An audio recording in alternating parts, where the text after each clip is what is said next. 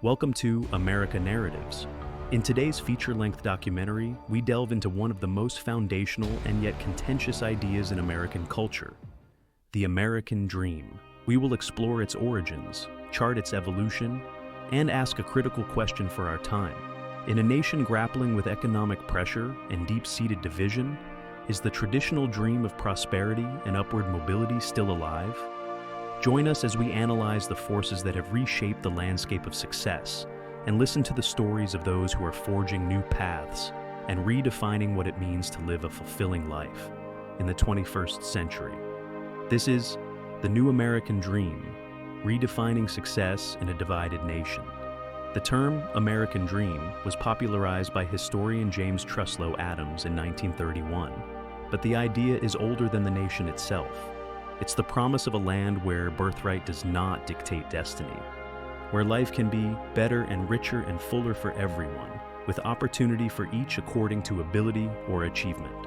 For centuries, this promise drew millions to American shores, but it was in the unique crucible of the mid-20th century that this abstract ideal was forged into a concrete, tangible reality for a vast number of its citizens.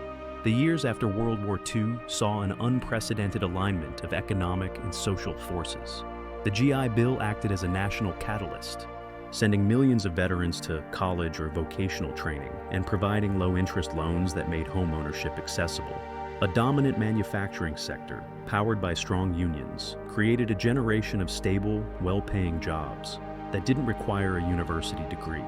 It was the era of the single-income family, of sprawling suburbs like Levittown, where the white picket fence became more than a boundary for a property. It became the symbol of a social contract. This was the contract. You work hard, you play by the rules, and in return, you get a piece of the prosperity. This version of the dream became so powerful, so culturally dominant, that it ceased to be an aspiration and became an expectation. But the world that underwrote that contract has vanished, its terms and conditions rewritten by decades of seismic shifts, leaving subsequent generations to read the fine print with a growing sense of betrayal.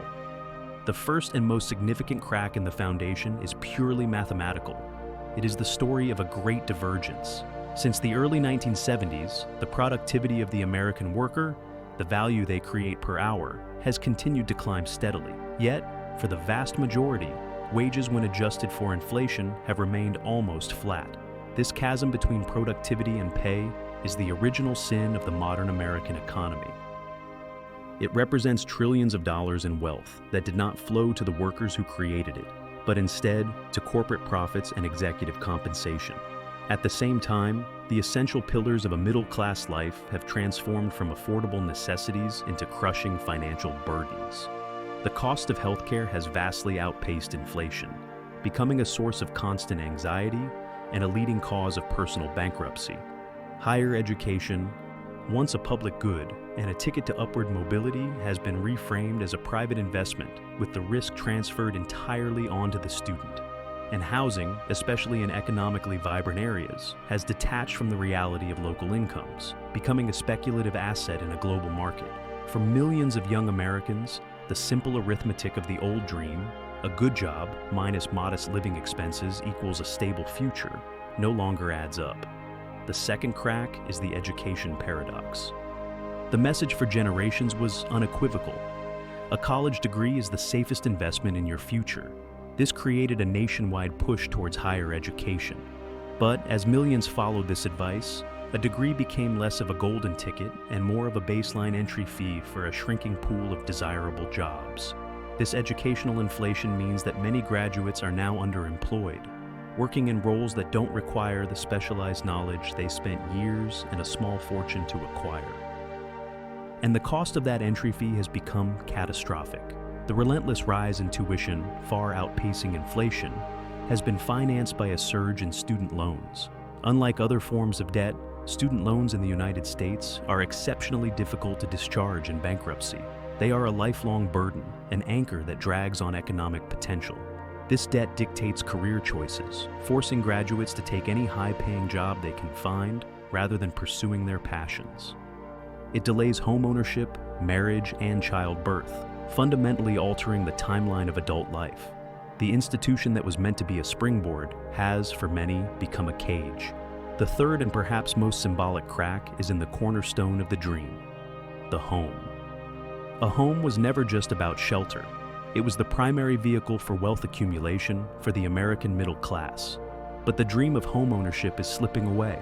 A chronic shortage of new housing, particularly affordable starter homes, has created intense competition.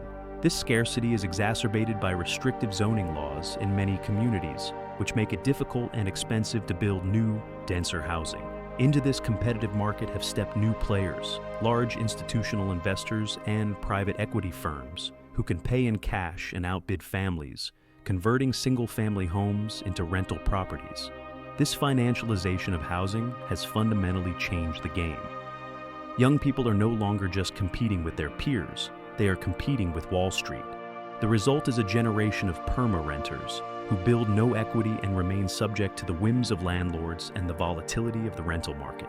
This erodes not just their financial stability, but also their sense of community and belonging. But when a system fails to deliver on its promise, human ingenuity does not simply cease, it adapts, it innovates.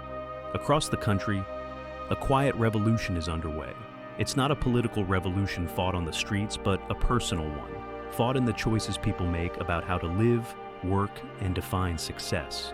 If the old dream is a locked door, then millions are deciding to build their own houses. The technological upheaval that hollowed out the old economy also provided new tools.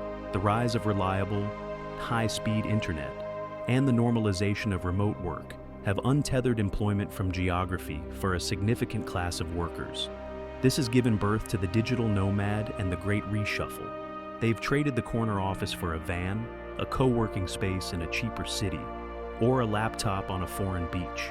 Their dream is not measured by the size of their home, but by the richness of their experiences and the degree of their autonomy. However, this dream is not without its own challenges: a sense of rootlessness, the complexities of healthcare and taxes, and the reality that this lifestyle is only accessible to a privileged few in specific professions.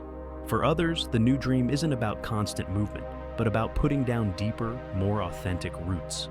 There is a growing movement of modern homesteaders, young people and families, leaving the consumerist rat race to seek a measure of self-sufficiency. They are learning to grow their own food, generate their own power, and mend their own goods. This isn't a rejection of modernity, but a desire to rebalance the relationship with it, to reclaim tangible skills and build resilient local communities. It is a quiet but firm protest against a disposable culture, a search for a more sustainable and meaningful connection to the land and to each other. Perhaps the most profound shift is in the very definition of a good job. The baby boomer generation was taught to value stability, a high salary, and a linear career path. But a younger generation, having witnessed the instability of that very model, often prioritizes purpose. They are driving the purpose economy, choosing to earn less in exchange for doing work that aligns with their values, offers a better work-life balance, or contributes directly to their community. They are starting small businesses, pursuing creative passions, and working for nonprofits. They are questioning the very premise of hustle culture, asking if the ultimate prize is a corner office or a life well lived. This is a difficult path, often marked by financial precarity, but it is a conscious bet that a life rich in meaning is more valuable than a life rich in things. This deeply personal crisis is, inevitably, a political one, and on this issue, the nation's divisions are stark.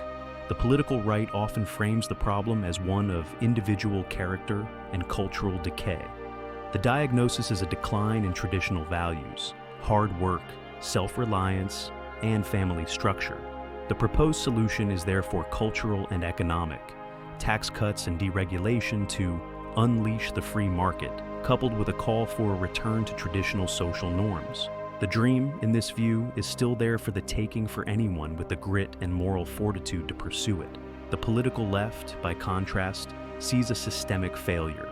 The diagnosis is not a failure of individual character, but of a political and economic system that has been rigged to favor the wealthy and powerful for the last half-century.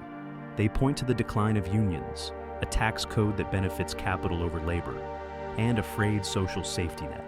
Their proposed solutions are therefore structural and ambitious: tuition-free college, student debt forgiveness, universal health care, and large-scale investments in affordable housing and green energy.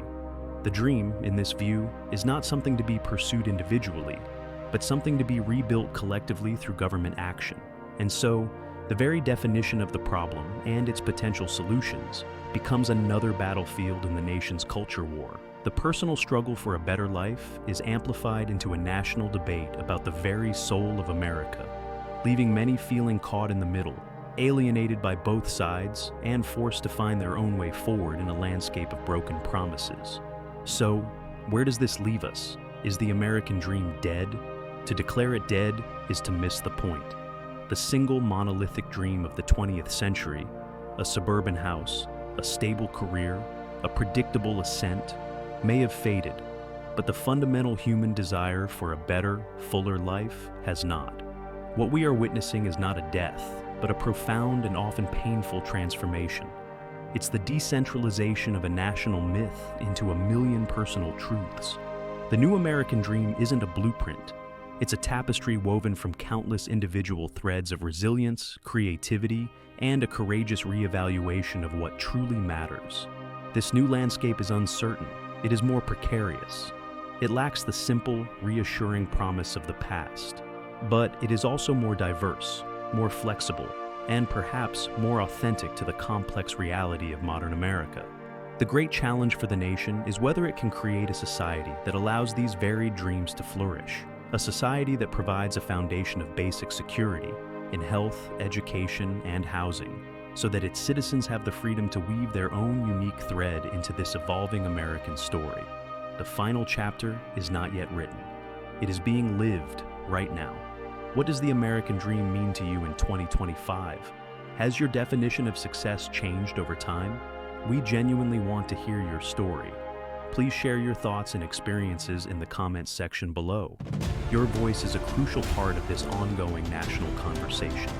If this documentary provided you with value and a deeper understanding, we would greatly appreciate it if you would like this video. Subscribe to America Narratives and hit the notification bell so you don't miss our future in-depth investigations. Thank you for watching.